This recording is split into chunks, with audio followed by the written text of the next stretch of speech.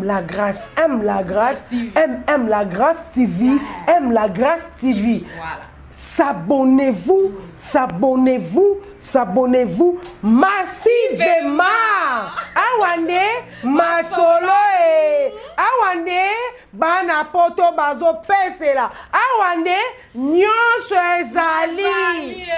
Bino batu bola nanga na minute oyo na chaîne na biso ya kitoko bino mo bomo ande ba bimisinga elengi na chaîne na biso aime la grâce TV chaîne moko kitoko ya makambo ya bien po bomo na ka makambo ya boye bomo na ba Samantha Mushi bomo na ba kingandi chaîne moso ezate chaîne moko kaka chaîne aime la grâce TV.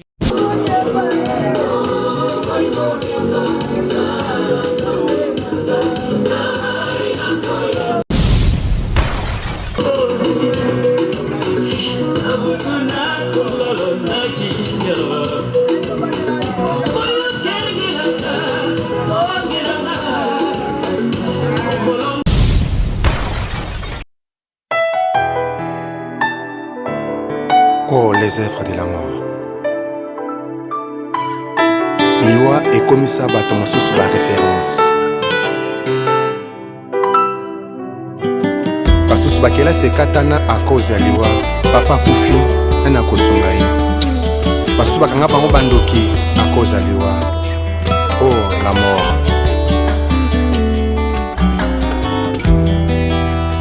Misérable que je suis un go. Qui me délivra de la mort. Si ce n'est que toi, Jésus, l'être qui a vaincu la mort, là au calvaire, Jésus a vaincu la mort. Oh, liwa ekabolanga ya nanga shiko, ya kenda sikata malobate. Ebandaki na Edeni papintona.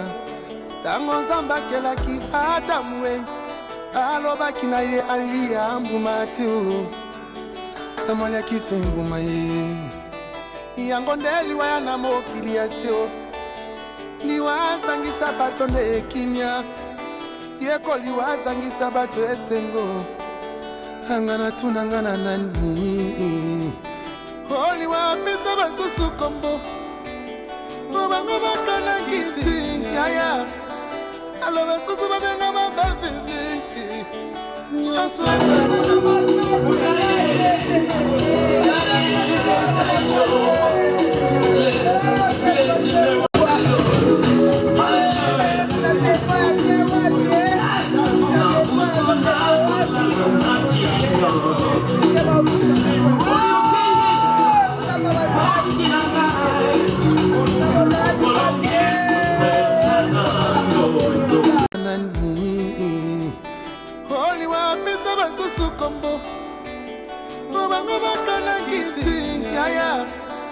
Alors ça se va bien à ma belle.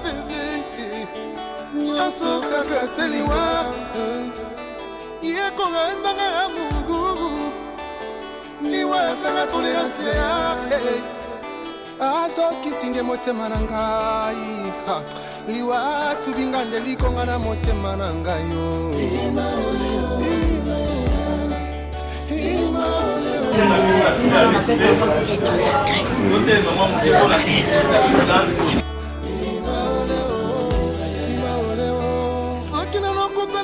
Merci vraiment. Ça minute sur le Moué.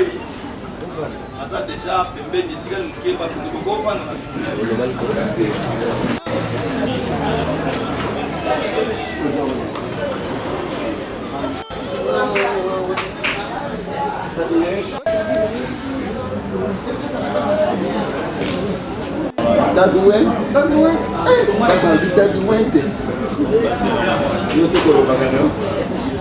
Basi de bande kiba. Ça c'est belle vraiment la présence de nous. C'est belle ma classe. Donc botiki ba zela na pino, botiki ba passion na pino. On a dit biso. Donc c'est présenté na sa grand frère. On a dit que mingi ba ina sina leki. Mingi be ba ye.